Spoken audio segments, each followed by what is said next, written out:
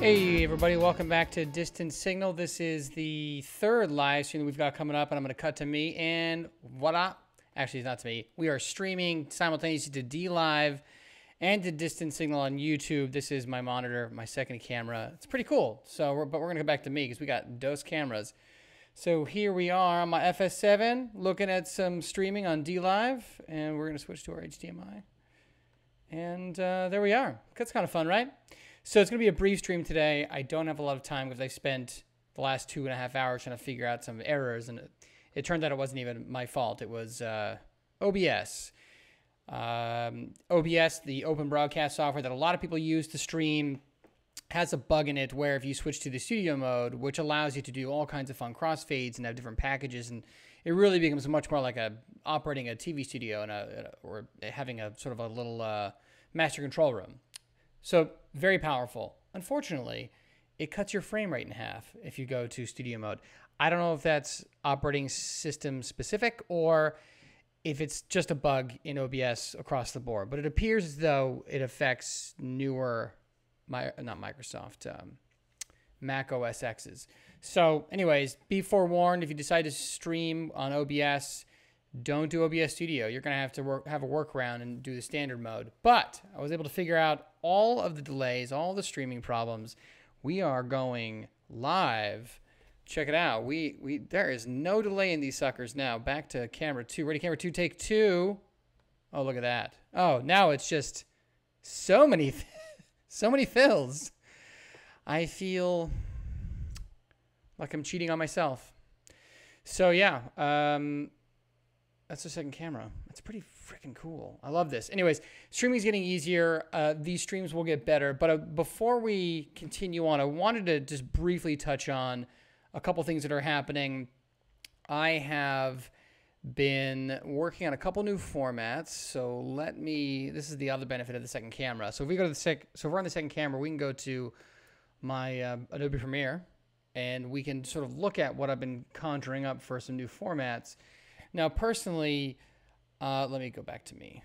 Let's go back to me because, I'm me, and, well, I'm super important. So one of the great things about having the second camera is it allows me to not take up so many resources on my laptop because I'm really pushing it with streaming. It's a little older of a system. So I can cut to my screen if I want to demonstrate some work. And I've been working on a couple new formats. I think one of the problems of having a YouTube channel is when it comes to my stuff my stuff tends to be very complicated. It isn't. I want to go out and shoot a lot of stuff and go to location and have drones and really spend weeks on the editing. And it's just very difficult to compete on a platform that requires a lot of constant updating. So with that in mind, and with a lot of the experience that I've been gaining over the years working on dead files and being in charge of the web content, is that especially in television, is that you create formats that you can repeat. You can repeat over and over again, right? So it's lather, rinse, repeat in television, more or less. And with the webisodes especially, we try to come up with several formats that we can just keep cranking them out to make it easier because we're on a deadline. And even though I'm not on a deadline on this channel, it represents, or not represents, but if I don't follow that same mentality, if I don't use the skills that I've learned in making things that are repeatable, I will constantly be behind. So a couple new formats I've been making.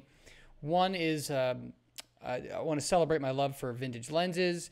I've been coming up with a new infographic format, and the first is going to be about my Super Takumar.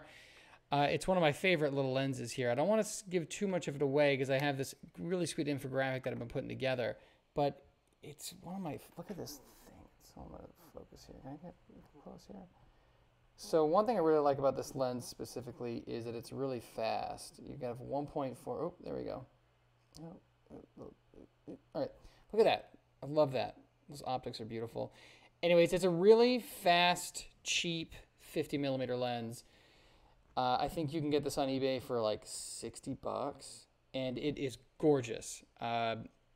Be forewarned, they're usually a little yellow because of the radioactivity contained in the glass, but this thing is boss, for lack of a better phrase. It is just so fun to shoot. It's super light, super tiny, and I'm coming up with a format to try to treat these lenses like you would treat jewelry or a sports car and how you would photograph them. So that's been fun trying to come up with a lighting scheme, especially with my limited lighting package that I've got. But let's take a look real quick. I'll show you a little bit of what it's going to look like. One thing I'm going for here is beauty and simplicity. And so here, ooh, I gotta mute my, I have to mute myself over here. Let's mute me, and mute me. Otherwise, I just get feedback, which would suck. So, okay, here we go.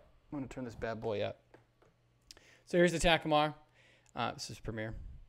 And sort of, I don't know, these commercials that we had in the 90s about, with jewelry, and they had this very epic, whatchamacallit, classical music playing over it. And I wanted to take that feeling of elegance and craftsmanship and refinement and replicate it for lenses.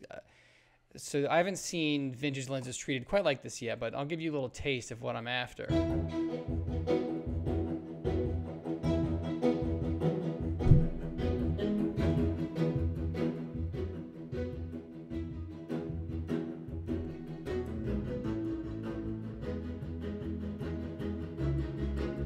So I don't want to give the whole thing away, but you can see that we've got the infographic and contains a lot of animation, and it's taking a little bit of time to come up with this format. But I think you'll agree it's kind of lovely. I'll show you a little bit. I'll show you a little bit here.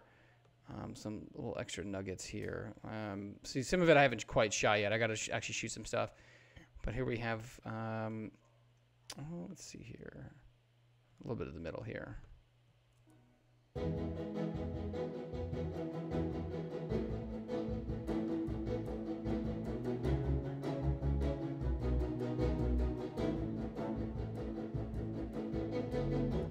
So, okay, we're going to cut away from that because I don't want to show the whole thing. But I think what's fun about this idea, this format, is that it's going to appeal to the collector in us. A lot of people collect a lot of weird things. And at the very least, it'll tickle the collector's funny bone. And I think, especially with vintage lenses, people tend to covet them. They're a little hard to come by in good condition. And they have a lot of interesting properties, like the Takumar has radioactivity and whatnot. And it's only second to my other favorite lens. Maybe it might be tied, is like the Helios lens, which I'll do one eventually for as well. But this thing's a great lens. Copy of his Zeiss Biotar after the Soviets expropriated East Germany, I believe. But yeah, also a little radioactive. A lot of old lenses were. But speaking of vintage, I'm also going to be doing a review slash I don't know what you call it, just maybe an infographic similar to the Takumar you just saw of the Canon AE1. Now, this is fun. This used to be my father's camera, and it was broken, and I never thought it would work again. It had light leaks. At some point, the mechanics stopped working. The light meter stopped working. I mean, it was dead. It's a 30-year-old dead camera. It was no better than a paperweight, but I decided to take it to the local repair shop and see what he could do with it. And it turns out that he could repair it. So it only took him like 6 or 8 months to hunt down some of the parts, but he got rid of all the mechanical winding noises. He was able to track down a brand new spot light meter on the inside of this bad boy, fix that, fix all the light leaks, and now my father's camera works again. It's pretty cool. And what's really cool about this camera, having used it again for the first time in maybe 10 years, is how light it is. I mean, look how small this thing is. It's not much wider than a quarter. I mean, you can kind of see the quarter there. Yeah, not too much wider than a quarter. So it's very thin, sort of like an A7S or A7R2. But my Canon, which I'm shooting on here with, which I have to actually touch real quick, otherwise it's going to go to sleep, is that thing weighs like 3 million pounds, and it's like 3 feet thick. So this is a real pleasure to carry around for street photography. And I just have the standard 50mm lens on it. I'll do a little zoom in here. Oh, check this guy out. Here we go. Let's get a little closer. Closer. There we go. Look at that. Look at that guy. Look at that beautiful lens. I mean, this thing's in mint condition. Barely ever been used. I think my father used it maybe like, I don't know, a dozen times. Look at that. No scratches, no scuffs, nothing on this camera. So Yep, repaired, ready to go. I've already taken, I don't know, let's see, 34 shots. I got 2 left in this roll to be the first roll taken, completed on this camera. And when I'm done, I'll take some scans with it. Obviously, it can't compete to the 5D and a lot of other things like film and video and whatnot. But I recommend trying to find your old camera, like your old, maybe your mom's or your dad's old film camera, and getting it refurbished. It only costs $90 for me to do that. And I have a brand new spanking 35mm camera I can take anywhere. And it's a lot of fun. It's sort of like, it's retro, it's hipster for lack of a better phrase, but I think that it's something worth doing. We got a call, got a phone call here to decline it. Sorry, Caitlin. I'll call you back in a second. Love you.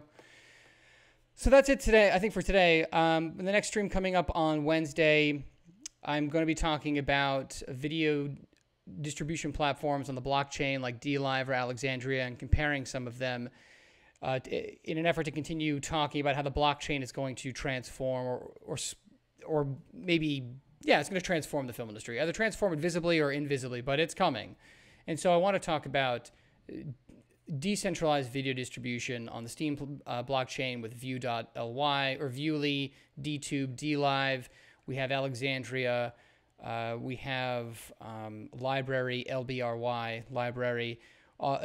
They're all competing against each other to solve this problem of distributed video distribution, decentralized video distribution. And I think I'm going to touch on a book called The Spider and the Starfish, and it's about centralized institutions versus decentralized ones and how they interact with each other and how both have their advantages and disadvantages. And we're going to have, I believe next week I'm going to release this Takumar video. I'm going to release the next format called Coffee Confusion, which is just random thoughts. What is that noise? You guys hear that? Oh my God, it's the dog upstairs. He is not happy. He's scratching through the door. So yeah, so Coffee Confusion is coming. These lens infographics are coming, starting with the Takumar. And I might have, I'm also pondering starting a series where I look for short films on YouTube or Vimeo and highlight them on the YouTube channel. Let me know if that's something you're interested in. I was listening to a YouTuber that I like, Wizard of Cause, and he was lamenting about the high quality content on YouTube that tends to get lost because of all the low quality content. And so I was thinking maybe in the spirit of that comment to try to find some to try to find some material, some films that you might like that are short, keep you entertained, and so you don't have to go doing all the looking because there are some really, really good short films out there. Anyways, I got to keep this stream short. We are heading out of town. Best of luck out there. Catch me on Wednesdays and Saturdays here. Check me out on Patreon. Support me on Steam. Steam it with cryptocurrency. Enjoy your weekend, and I will talk to you soon, everybody. Godspeed.